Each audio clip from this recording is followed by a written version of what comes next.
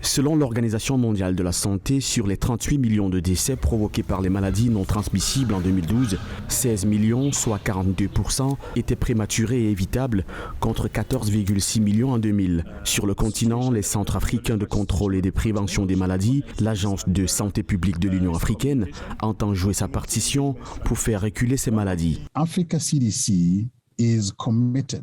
L'Africa CDC s'engage à 200% à garantir que ce sur quoi nous nous sommes mis d'accord aujourd'hui sera mis en œuvre au mieux de nos ressources et de nos capacités. Nous travaillerons avec chaque pays et chaque partenaire afin que nous voyions cette stratégie non seulement mise en œuvre, mais efficacement et au profit de ce continent. Nous devons vraiment montrer que la contribution de l'Union africaine fait une différence pour les blessures et la santé mentale. Nous devons montrer que l'Afrique peut et va mettre en œuvre cette stratégie avec de bons résultats.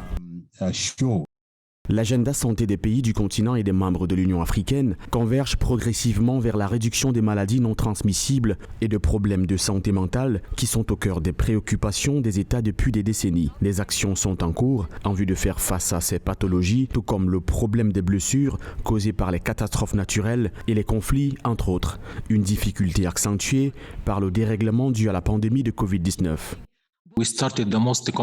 Nous avons commencé la plus complexe et difficile mise en œuvre de cette stratégie au cours des 5 prochaines années. Et je pense que nous avons besoin de plusieurs réunions pour échanger nos expériences, partager nos idées, discuter des difficultés et défis à réaliser pour parvenir aux meilleurs résultats après la fin de cette période initiale. Je souhaite à tous les États membres de faire la mise en œuvre de cette stratégie une priorité absolue.